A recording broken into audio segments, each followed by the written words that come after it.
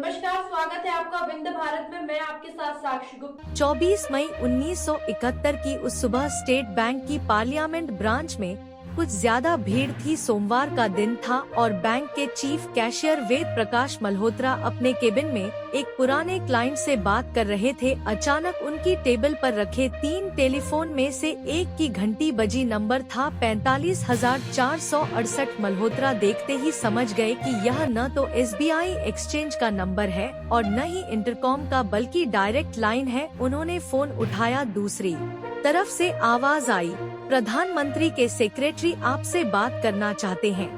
कुछ सेकंड की चुप्पी के बाद उधर से आवाज आई, मल्होत्रा जी, मैं प्राइम मिनिस्टर का सेक्रेटरी PN हक्सर बोल रहा हूँ। मल्होत्रा ने अभिवादन के बाद पूछा, क्या आदेश है सर? PN हक्सर ने कहा, आपसे एक बहुत सीक्रेट मामले पर बात करनी है। अगर आपके रूम में कोई और बैठा है तो कृपया उन्हें बाहर जाने को कह दीजिए। मल्होत्रा ने रिसीवर कान से हटाया और अपने केबिन में बैठे क्लाइंट से बाहर इंतजार करने को कहा। वह क्लाइंट दिल्ली के ऑनरेरी मजिस्ट्रेट मथुरा दास थे। उन्हें मल्होत्रा का यह व्यवहार पसंद नहीं आया, पर केबिन से बाहर चले गए। रशीद किदवई और प्रकाश पात्रा हार्पर कॉलिंस से प्रकाशित अपनी ताजा किताब the scam that Shuk a nation में लिखते हैं कि PN हक्सर ने SBI के चीफ मैनेजर मल्होत्रा से कहा कि प्रधानमंत्री का आदेश है कि फौरन 60 लाख रुपए कैश चाहिए।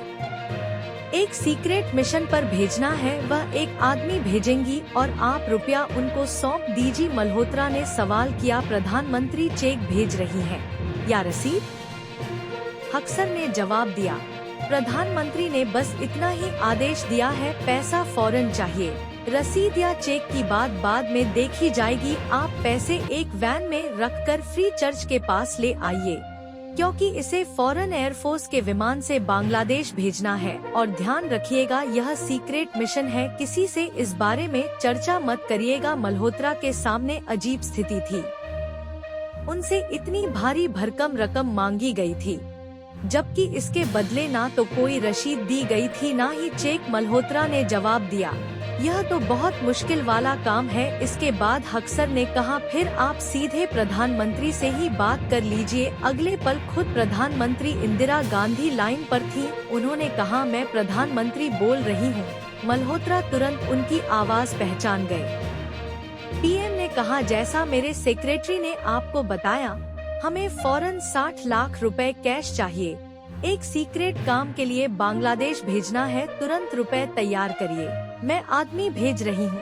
अब तक मल्होत्रा को यकीन हो गया था कि दूसरी तरफ प्रधानमंत्री ही है।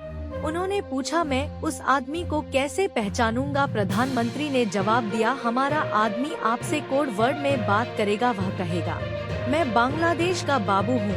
इसके बाद आप रुपए उसे दे दीजिएगा और सीधे मेरे आवास पर आ जाइएगा। आपको रसीद मिल जाएगी। इसके बाद फोन कट गया। रशीद किदवई और प्रकाश पात्रा लिखते हैं कि SBI के चीफ मैनेजर वेद प्रकाश मल्होत्रा बंटवारे का दंश झेल चुके थे। उनके मन में हमेशा अपने देश के लिए कुछ करने की तमन्ना थी और अब उनके हाथ मौका लगा था। हालांकि उन्हें डर भी लग रहा था। मल्होत्रा बिना एक पल गवाए अपने केबिन से बाहर निकले और मथुरा दास से माफी मांगते हुए कहा, क्षमा करिए, मैं एक जरूरी काम से जा रहा हूँ, आपसे फिर मिलता हूँ।